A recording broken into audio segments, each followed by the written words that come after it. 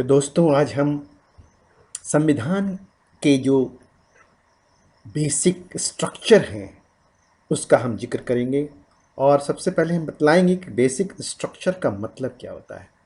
Basic structure मूल ढांचा क्या चीज़ है संविधान का। मूल ढांचे से हम जो अर्थ लगाते हैं वो ये है कि जैसे कि कुर्सी का एक ढांचा होता है, टेबल का एक ढांचा होता है, जिसको कि देखकर कोई भी बता सकता है कि यह टेबल है, यह कुर्सी है। कुर्सी का ढांचा टेबल के ढांचे से बिल्कुल अलग होता है।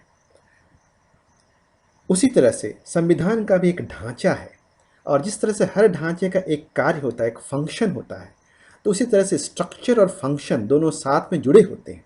संविधान का जो स्ट्रक्चर है, जो ढांचा है, उसके साथ विशेष उद्देश्य जुड़ा हुआ है, विशेष कार्य जुड़ा हुआ है, विशेष फंक्शन जुड़ा हुआ है।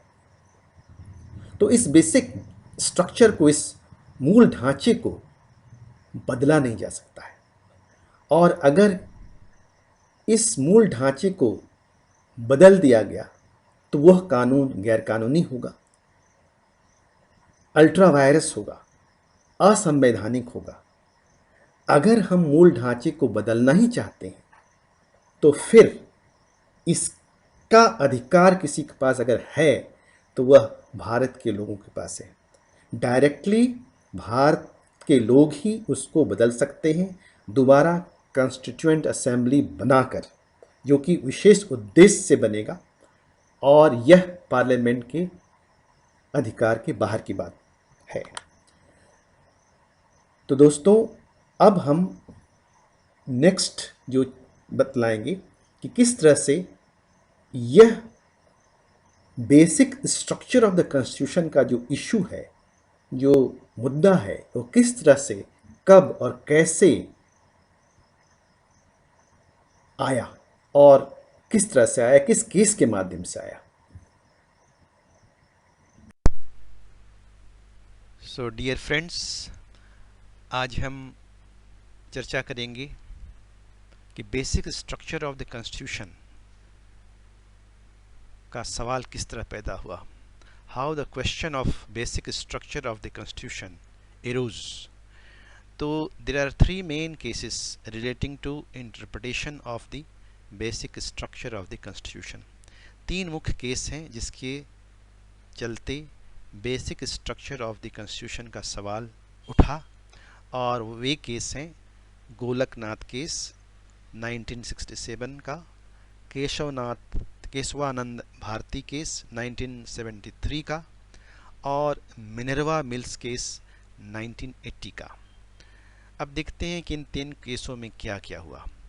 इन Golaknath case the land holding of 500 acres was restricted to only 30 acres and balance was declared surplus by the Punjab Land Tenure Act।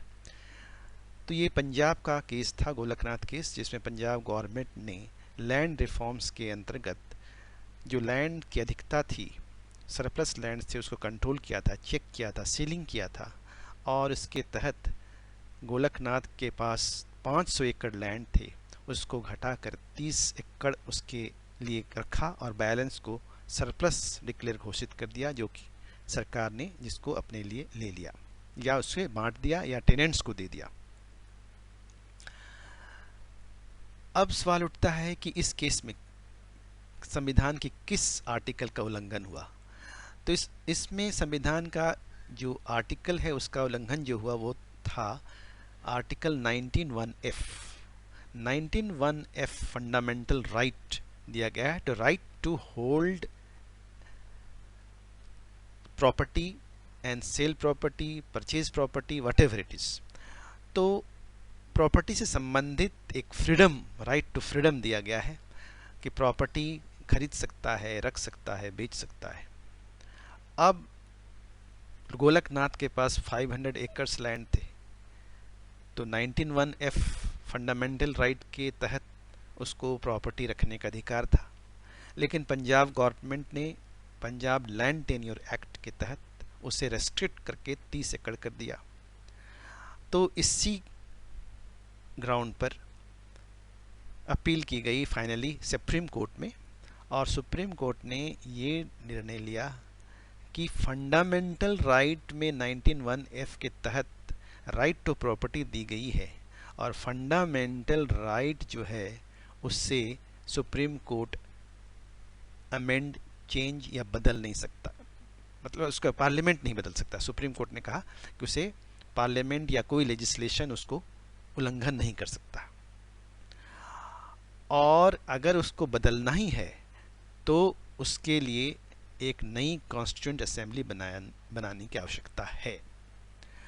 तो देखिए यहाँ पर एक मुद्दा उठा कि संविधान को क्या बदल सकते हैं। इसके पहले ये लोग सोचते थे कि संविधान को बदला जा सकता है, ये 368 में पावर दिया गया है पार्लियामेंट को, उसके अंतर्गत इसको बदला जा सकता है।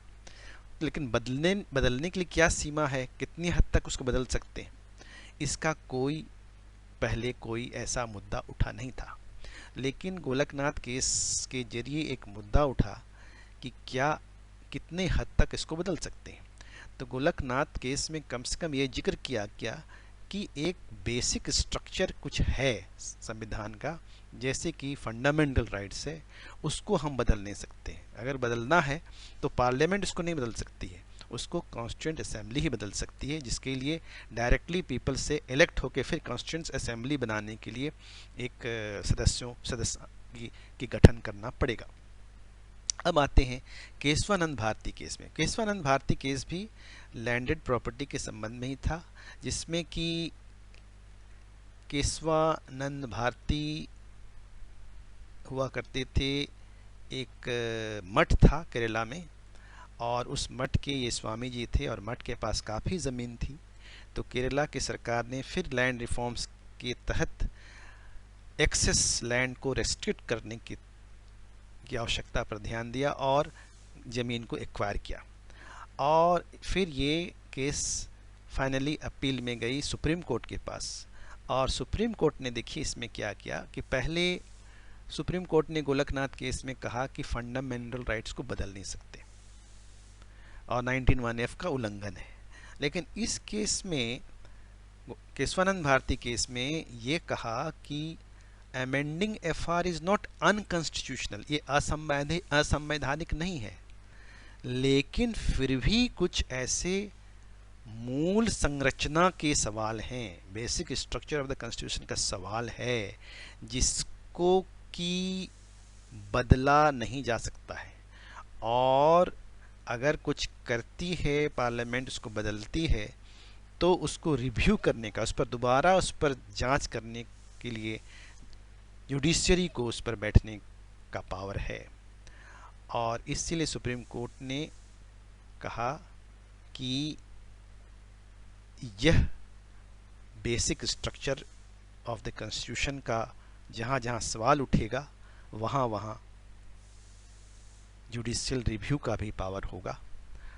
और चूंकि केशवानंद भारती केस में अल्टीमेटली केशवानंद भारती जी को तो फ़ायदा नहीं हुआ, क्योंकि कहा कि फंडामेंटल राइट को बदलना अनकॉन्स्टिट्यूशनल नहीं है, और लेकिन संविधान के लिए एक बहुत फ़ायदेमंद चीज़ रहा, देश के लिए एक फ़ायदेमंद चीज़ रहा कि ये कहा गया कि भाई कॉन्स्टिट्यूशन में एक बेसिक स्ट्रक्चर है, इसका एक अपना स्वभाव है, अपना व्यक्तित्व है, जिसको बदलना संभव नहीं है।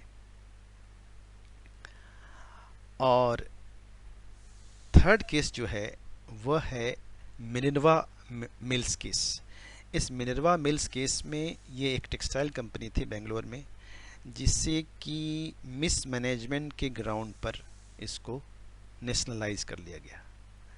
तो इसमें दो इशू हुए, एक तो है कि नेशनलाइजेशन का इशू, और दूसरा है उसके लैंड को एक्वायर करने का इशू, नहीं, उसके बिजनेस को एक्वायर करने का इशू। अब यह जो है, इसके तहत डिसाइड करने से पहले एक और चीज़ पर ध्यान देना है कि 1976 में 42nd अमेंडमेंट के तहत directive principle of state policy जो है उसको फंडामेंटल राइट के ऊपर रखा गया, उसको प्रायोरिटी दी गई, प्राथमिकता दी गई। इसका मतलब ये हुआ कि फंडामेंटल राइट का अगर उल्लंघन होता है, directive principle of state policy को कार्यान्वित करने के लिए, इम्प्लीमेंट करने के लिए, तो फिर यह कानून जो है अल्ट्रा वायरस नहीं होगा। और इस केस में फिर डिसाइड जो हुआ वह क्या हुआ वो हम नेक्स्ट एपिसोड में हम देखेंगे।